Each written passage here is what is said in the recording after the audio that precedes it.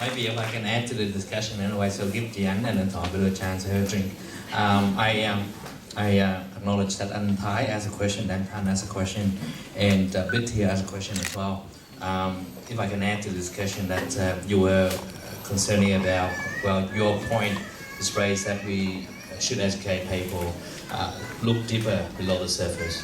I sat there and I thought, do we think that the Vietnamese people understand what the core issue is?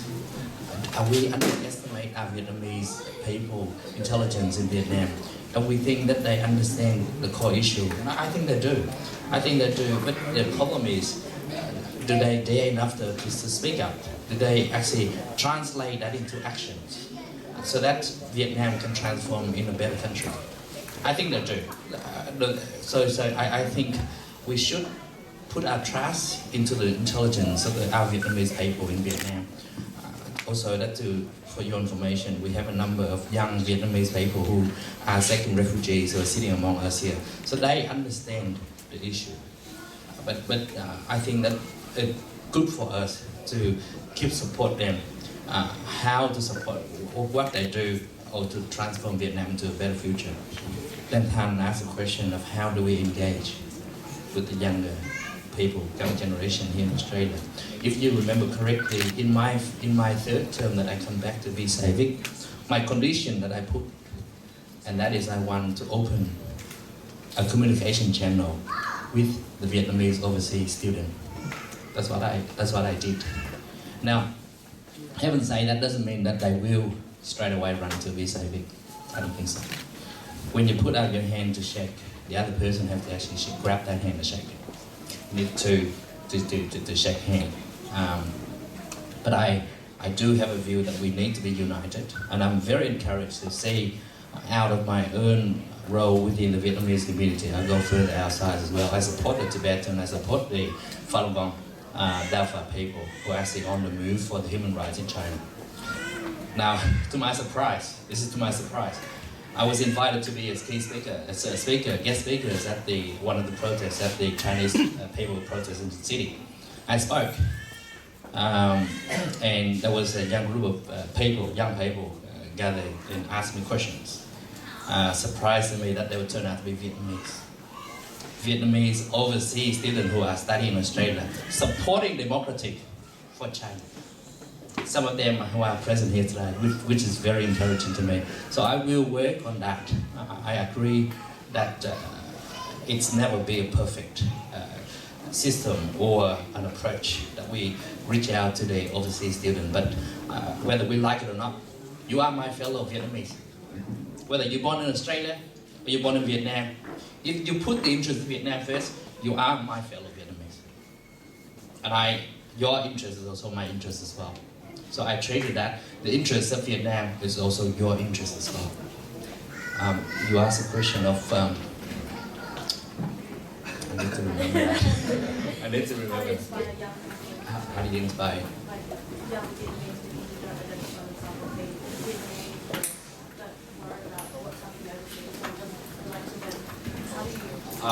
Your question was actually in Vietnamese and làm sao mà để cho người Việt Nam quan tâm tới vấn đề của Việt Nam. Can I say this to you? You asked the Vietnamese question in Vietnamese, so I address you in Vietnamese. Ngay cả những, this is where tôi rất là đồng ý với lại anh Thọ trong cái việc này. Khi mình tự hào về cái nguồn gốc của mình, đất nước của mình, thì mình tự động mình sẽ làm. Nếu mà if I myself, và nói với lại Bích đó là Bích nên làm cái việc này, nên làm cái việc kia. Are you gonna listen? No. He said, who are you? Who are you, mate? Why are you ordering me to do this? No way. This is where ngay cả những người mà Cộng sản Việt Nam, họ cũng không muốn được kêu là Cộng sản Việt Nam. Họ deny that totally. Cho nên có một cái bạn trẻ lúc nãy nói đó là các anh chị du sinh ở đây là Cộng sản Việt Nam. Tôi cho rằng cái đó mình hơi thiếu tế nhị chút xíu. Có lẽ là các bạn đó cũng là người Việt giống như chúng ta, ngoài trừ họ thuộc là những cái đảng viên thì đó là những đề khác. Nhưng nếu chúng ta sơ ý mà chúng ta kêu họ là cộng sản thì cái đó là một cái điều phải nói là một cái vấn đề sỉ nhục đối với các bạn đó. Tôi tin cái điều đó. Ngay cả những đảng viên của Đảng Cộng sản Việt Nam chưa chắc gì họ muốn được kêu là cộng sản. Cho nên vấn đề là họ từ chối cái identity của họ, họ từ chối cái identity của họ. Còn đối với quân lực Việt Nam Cộng Hòa, khi mình nói đến đó, nó có một cái hào khí đó. Nó có một cái sự tự hào ở đó, nó rõ ràng. Nó tự hào. Không phải đối với quân lực Việt Nam Cộng Hòa không, mà trước đó ở tại Úc này tới năm 40 mấy mà có phụ nữ mới được quyền bầu. Nước Việt Nam năm 43, tức là in the 43, that was the royal was two ladies, hai bà Trinh. Right. So if you thought about that, we should feel proud of our heritage. Mình phải tự hào về nguồn gốc của mình. Và khi mình tự hào về nguồn gốc của mình thì mình mới thương đồng bào của mình. Tại vì mình nghĩ là cái interest của đồng bào của mình, hay là cái quan tâm của đồng bào của mình, nó đồng cảm, nó cùng một cái sự quan tâm của mình, thì mình mới nghĩ tới cái chuyện đất nước. Khi mà mình nghĩ tới cái chuyện đất nước rồi, không có một cái quyền hành nào hết. Order mình để làm cái chuyện đó mà tự lương tâm của mình. Tức là mình đang làm cái bổn phận của mình cảm thấy mình có bổn phận thiêng liêng của mình đối với lại đồng bào đây đất nước, thì mình làm việc thì nó hữu hiệu hơn. Chứ bây giờ nếu mà nói Linh với lại chị, Bích nên làm cái việc này, why you not gonna do that?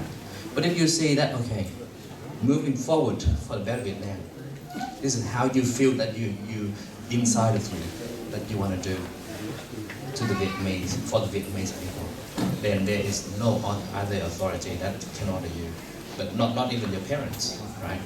Your parents can say, but you want to do this today, you might ignore that, but once you want to do it, the willingness in you want to do it, I think that's when it's become a lot more effective. And I think that's there are a lot of, I estimate that probably about 80% of young people are here, 20% of the elderly people. But because you are young and you are well educated, you should actually feel proud, learn if you're not yet done so.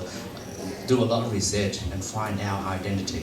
You must know of our identity and feel proud of that. And once you find that, the willingness in us, I believe that is very strong, and the bond is there.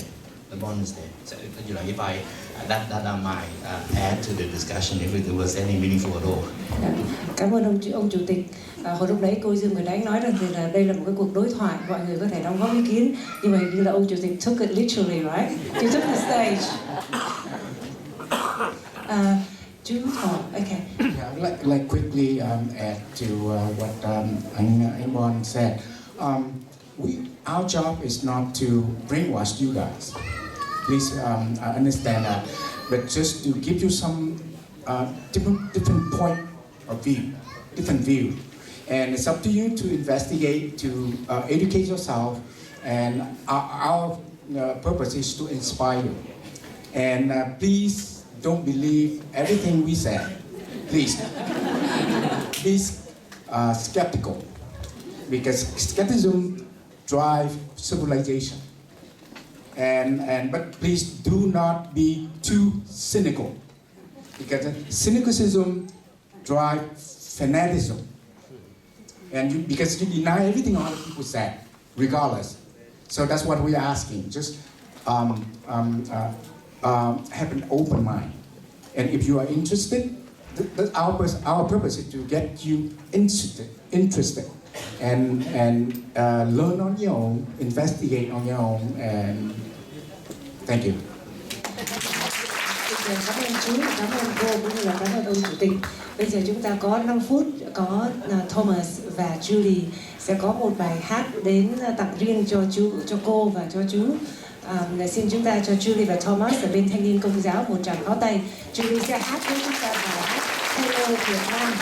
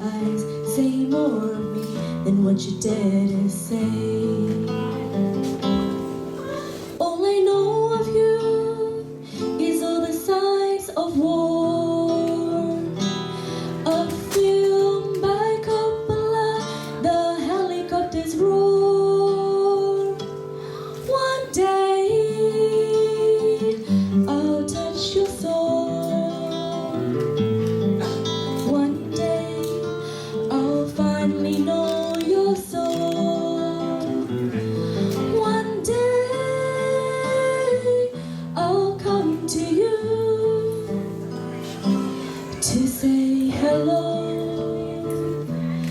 Việt Nam.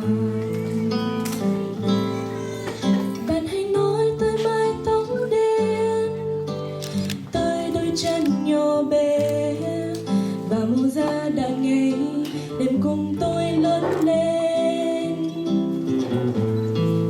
Và mong sao đôi chân sẽ bước lên từ những nơi tôi chưa từng đến, ta được nghe bài ca êm dịu bước trên sông. Ước mong về thăm nước tôi, mong sao quê hương giang tay đón tôi sẽ đến ngày trở về. Lòng tôi yêu mến Việt Nam, lòng tôi xin chào Việt Nam.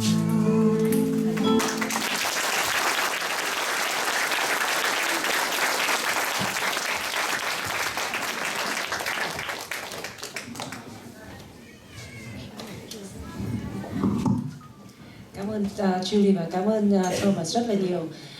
Như vậy là cô Dương Nguyệt Ánh với chú Thọ là nên vui một chút, bởi vì đây giới trẻ Việt Nam lớn lên là sinh ra lớn lên này nói được tiếng Việt nè, nói được tiếng Anh nè, hát được tiếng Việt nè, hát được tiếng Anh nè, quá vậy thôi.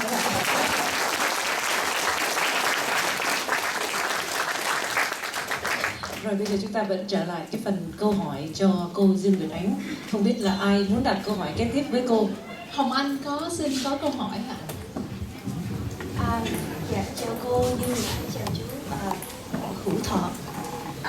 Con có một câu hỏi là đối với những người bạn Việt Nam mà sinh ra và lớn lên ở Úc, thì con có một số người bạn rất là Tây hóa, like they pretty much whitewashed, so they don't associate themselves as Vietnamese or being with Vietnamese people. So my question is, how do I approach them? How do I say, you know, you should be proud to be Vietnamese? Làm sao để mà cho những người bạn này nghĩ mình là có một cái identity là người Việt Nam, chứ không phải là chỉ là người Úc không thôi, và không có Tây hóa đến mức độ mà không có nhìn vô gương và nghĩ mình là người Việt Nam. Là câu hỏi của con. That was a very good question. Cảm ơn Hồng Anh. And again, I would invite everyone to chip in and make comments. My idea or my approach is, again, we talk a lot about, well, you know, the essence of being Vietnamese, and we have to be proud. And we start by talking about culture, about history. So the thing is, maybe the first thing is to point out that there's advantages of having a dual identity. And what's in it for you, right? That's always the first thing. So what are the advantages of having more than one identity? I talked about some of that last week in Phillip Island at the Dual Identity Leadership Program. By the way, that again, my compliments to the Vic executives for pulling it off. I thought that last weekend, which is only the 3-day, the opening session of the Dual Identity Leadership Program, I thought was a very good exchange of ideas. And we started talking a lot about even the Vietnam War, which was nice surprise to me, the quality of the questions and the thoughtfulness of the questions. And we talk about advantages of being dual identity. So let me repeat some of that for those of us who are here who didn't have the opportunity to attend the program last week. Our unique situation gives us both advantages and disadvantages. Some of the disadvantages is the fact, like I talked about in other venues, is, for example, discrimination, right? Because we don't look white, so we might be discriminated in the workplace because of our gender if we happen to be women as well. So yeah, there's some disadvantages there. But let's also take a look at the unique advantages that we have. because of our dual identity. We have the opportunity to pick the best of both worlds, to form our way of life. We could pick what are the best values from a Australian or American, in my case, culture, as well as the Vietnamese culture. So on the American side of my identity, for example, I embrace values such as independence, innovation, pragmatism, open-mindedness, flexibility. And I try to be as mainstream American as I can when I'm at work, because I want to make sure that I know how the game is played in order to contribute, to participate, and to succeed. But then, when I go home, it's like taking my hat and my coat off, like I use the analogy, because my hat and my coat would protect me very well from outside weather, but they would be too warm to wear indoors. So when I get home, I switch my identity from American to Vietnamese, because I believe that my Oriental root and my Vietnamese identity offers me a richer spiritual life and inner peace. For example, all Vietnamese are very proud of our tradition of family. And yeah, I understand not all of us are lucky enough to have families, if we happen to be orphans, for example. But in general, Vietnamese have a very strong tradition of family. And when we talk about family, it's not just our parents and our siblings, right? In the Vietnamese sense, family includes grandparents, uncles, aunts, cousins, even close friends and close relatives. And family, in the Vietnamese sense of the word, is a safety net, emotionally as well as physically. These are the individuals that we could count on, to laugh with, to cry with in the ups and downs of our life. But they're also the individuals that we could actually count on for practical assistance, including financial support. I know families where siblings put one another through school because parents are too poor to do that. Or in families where the oldest, especially oldest sister, a lot of them do that, but oldest brother took over the raising of all the younger siblings, again, because their parents are too poor to do that. So that's a great tradition. I mean, think about it, it's the best safety net there is, or the best social security there is. So that's one strong advantage of having a dual identity that our friends from, our Australian counterparts do not get to enjoy. So there are advantages and disadvantages. The key thing is we have the freedom, we have the complete opportunity to pick and choose what's best from both worlds to build our way of life. And as you know, not, let's say, a homogeneous nation, a homogeneous race, could only see the world one way, one perspective. So they're going to try to solve any problem one way. A multicultural nation like Australia, like the US, has the advantage of having the best of all worlds. So that we are trained, because of the fact that we are exposed to more than one language, more than one culture from a young age, we are naturally more able to solve any problem. We're naturally more able to be innovative, thinking out of the box, because we're always, by nature, forced, even from a young age, to compare and contrast, because we have to speak more than one language. Ma, mom, mad means the same thing, right? So it's ingrained in our brain. Every time we look at things, we could see things from multiple perspectives, because we know more than one culture. And the more cultural competent we are, the more cultural competent a nation, a government is, the more we can tap into the best of all worlds to be a lot more innovative, and in order for Australia, for US, for the Vietnamese abroad to compete and succeed. So that's the advantage of having a dual identity. That would be practical. So then that's the first step, right? Then you encourage your friend to consider that, and then let's say, oh, I want to take advantage of that identity, then I need to know more about it. Then I want to learn what is there about the Vietnamese identity, the Vietnamese culture that has to offer, that I haven't tapped into. So I think that would be one of the first steps. Thank you.